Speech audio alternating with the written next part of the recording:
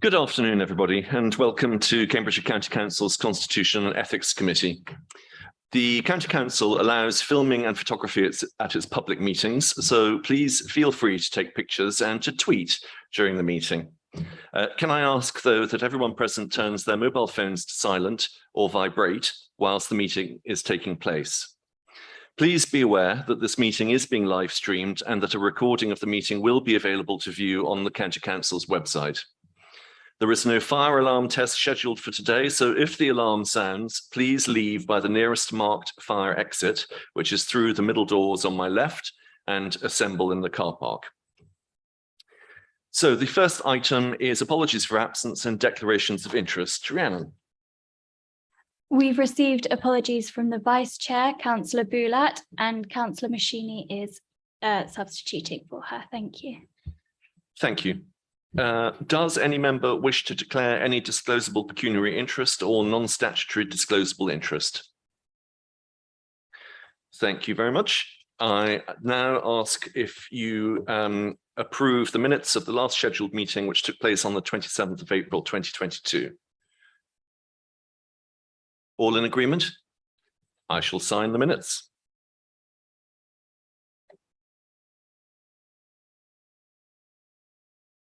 Thank you very much. We now move on to agenda item number 3, which is the review of the Constitution, and the Democratic Services Manager, Mrs. Rhodes, is to present the report. Michelle. Thank you, Chair. So in Democratic Services, we've conducted as part of an annual review, a review of the Constitution, and before you are a number of changes proposed for consideration. I think with the Chair's agreement, probably the best thing to do is if I do each section and then stop to enable you to comment on it rather than introduce the whole report as one. So if I can take you to section 2, which is standing to speak at council meetings. There is a need for us to ensure that the Constitution aligns with the Equalities Act 2010 and also our own single equality strategy. And at the moment, it doesn't do that by the requirement in the Constitution to require every councillor to stand to speak at full council. In considering this item, we have taken into account the need for to meet the requirements of the legislation and our strategy, and also the respect shown by standing at council meetings. So we're therefore proposing that councillors should stand if able when they wish to speak at council, and that there should be no question raised by any member of council as to why they are not standing. So the decision remains that of the individual councillor. If they are able to stand, then they would be asked to stand. If they're not, then that's where it ends. And moving on to section 2.6, that also relates to the role of the chair, where at the moment the chair stands in order to stop debate. In this instance, we're proposing that in order to do that, the chair will just indicate the need to halt the debate by using his gavel in the meeting to make it clear, rather than standing. Thank you for that. Any comment on those two changes that are proposed? Are you agreed with those two changes? Thank you very much. Michelle? Okay. So turning to section 3, it then links that what I've previously discussed links into this section in relation to public questions and petitions. The current constitutional requirements prevent somebody submitting a public question if they don't have a fixed address, and that's obviously disenfranchising certain members of the public. We've looked at what other councils do in relation to public questions, and a number of them don't require the need for an address. So therefore, we're proposing that we actually remove that requirement. If I move us on to petitions, that's slightly different because there is a criteria for petitions as regards eligibility. You do need to live in Cambridgeshire or work in Cambridgeshire or attend a school in Cambridgeshire.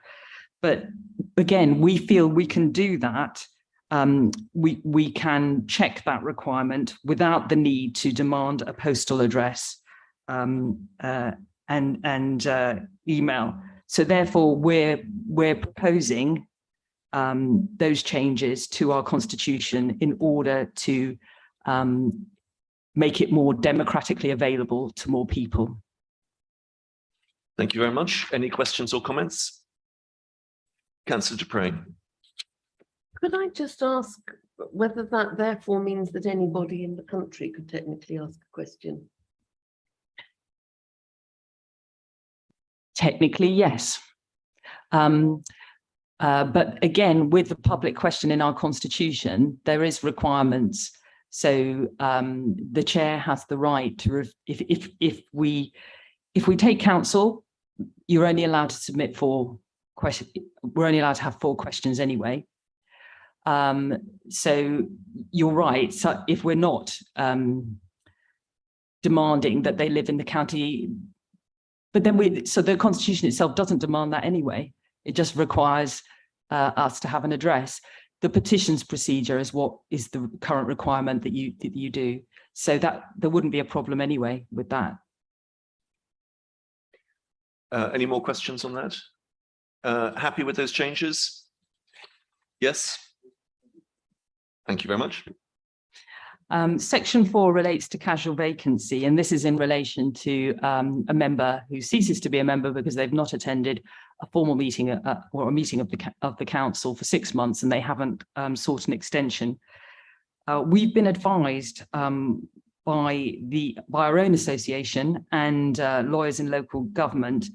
They've released a report recommending that council should delegate authority to the proper officer to enable the declaration of that vacancy to be made more quickly, to expedite the process.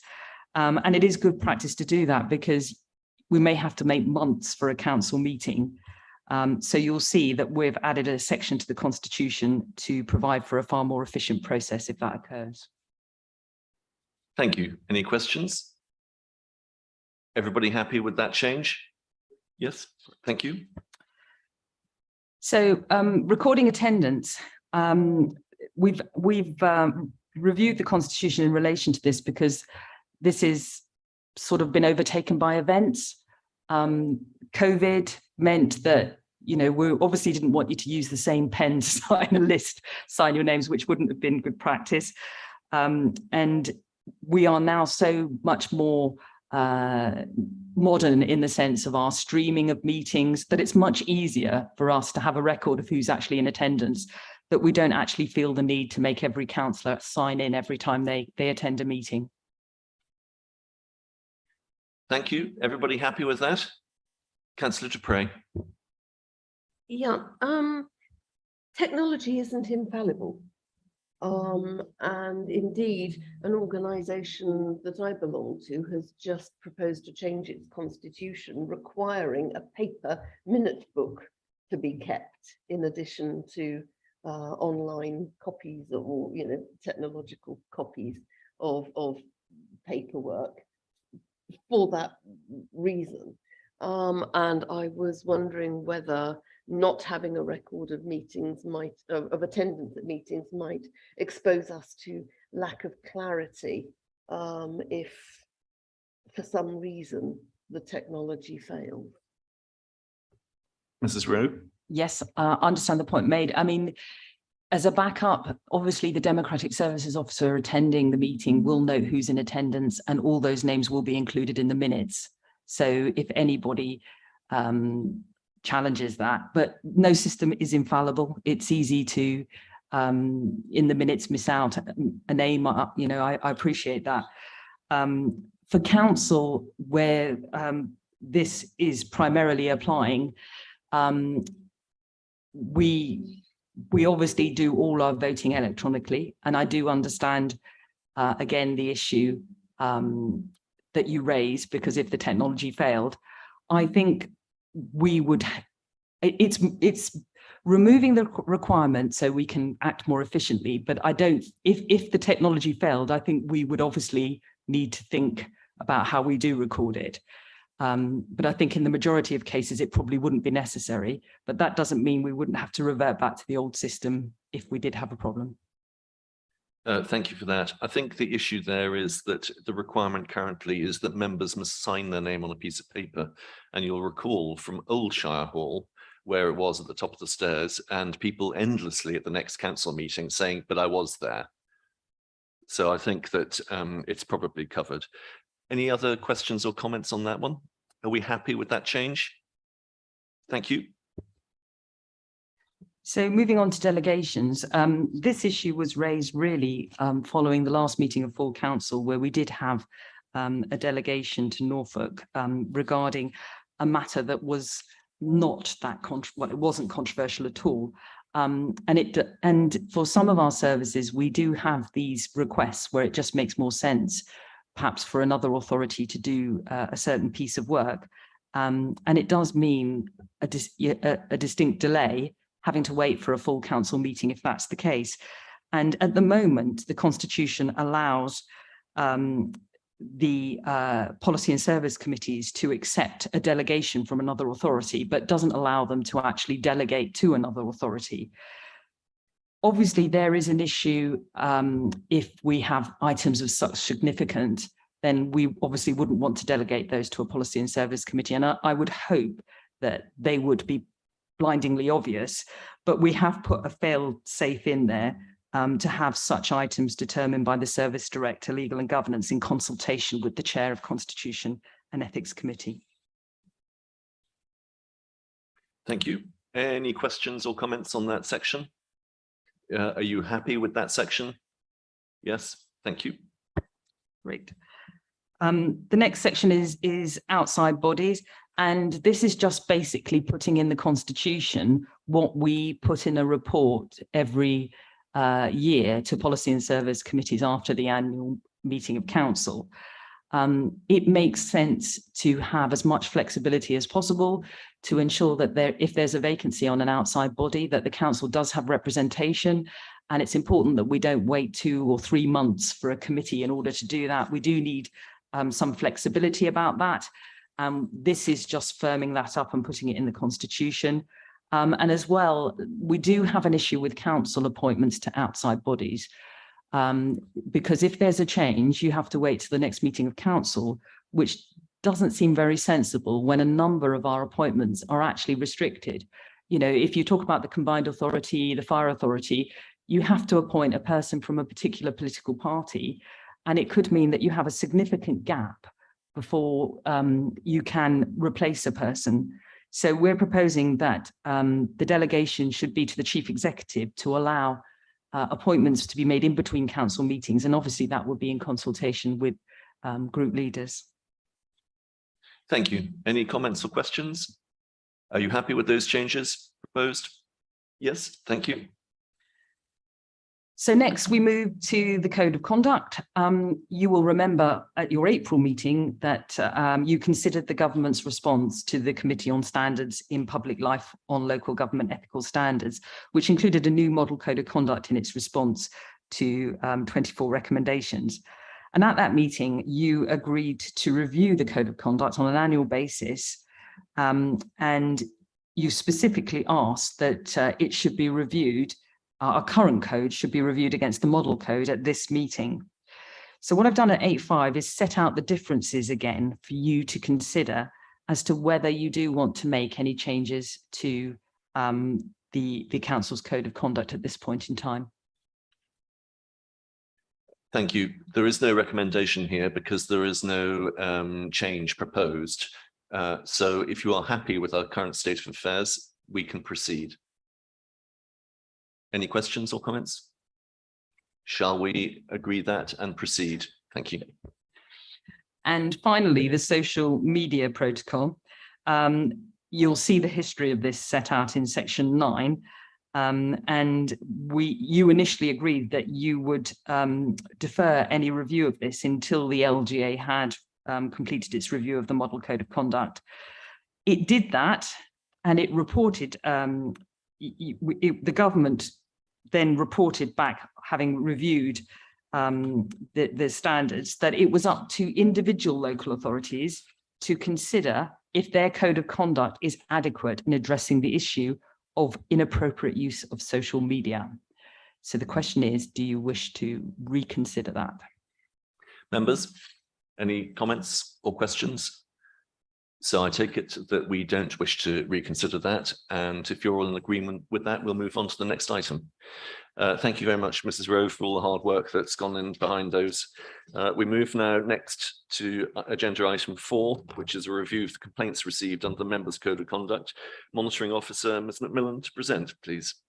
Thank you, Chair. This is just your usual update report. As usual, all of the references are anonymised. Just to note that there's been a steady stream of complaints and what's the conclusions are in relation to those that are set out in the report. Thank you for that. Any questions or comments? Do we keep cumulative data on the number of complaints? We do. We have a lovely spreadsheet. Would members like to see the figures on a year-by-year basis, or are we happy that this is being resolved very professionally? Councillor Dupre. I have no doubt about the professionalism of its resolution, but it might be interesting to see on an annual basis whether complaints are rising, falling, staying in a steady state, whether the number or proportion of complaints that gets further through the stages and the ones that have dropped early on might be a useful report on an annual basis, not for excessive deliberation, but for information. No, okay. Is that going to be very difficult? Not at all. At what stage of the year would you like such a report? Councillor Dupre, do you have any views on that, or would you think the first meeting after annual council? I'm very happy to leave that to the discretion and professionalism of others. Lovely. Okay, thank you. That's okay. Lovely. Any other comments? We're asked to note this. So I take it we have noted it. We now move on to the next item, which is item 5, our agenda plan, and that notes the date of next meeting, which is the 15th of November. Is there anything, Mrs. Rowe or Ms. Macmillan, that you wish to add to the agenda plan? I think it would be, or Chief Executive, perhaps you'd like to make a comment or two about the governance review. Thank you, Chair. Just in terms of the review of the political governance, we are currently still working with the Centre for Governance and Scrutiny around that. There has been some delay to their work being produced to a standard that we're comfortable accepting even a first draft. Unfortunately, that was compounded by the loss of the Centre for Governance and Scrutiny's Chief Executive, necessitating the person leading on our review stepping up into that role and covering his own as well with no backfill. I'm therefore still awaiting our first draft report that's in a standard we can actually start to discuss. On that basis, Chair, whilst I note that we have the outcome of the government's review scheduled for the 15th of November, it may be that that has to be delayed. Thank you. Thank you for that. Right, I'm sure members will have noted that. Any questions or comments? There is likelihood we're going to have to receive a report at some time, probably in 2023, regarding the independent persons and the pay increase, just because of the nature of what's being proposed. It's not being proposed as a simple percentage increase. We're having to ask the IRP to look at that as regards members, because of the way the pay increases are being proposed and what the current schemes are linked to. So we'll need to bring a report back probably in the new year. Thank you for that. So possibly the 24th of January meeting. Okay, Councillor Dupre. Looking through the agenda plan, I note that as if our debate of a moment ago had been preempted, there is a report scheduled for the 24th of January on a review of the complaints received under the Members' Code of Conduct. Is that going to be anything different to what That's the standard item. Yeah. So we could That's possibly not include the that's annual. not an annualization. Right, okay, fine, thank you. Good. There being no other business, thank you very much, everybody, for coming, and have a very good afternoon.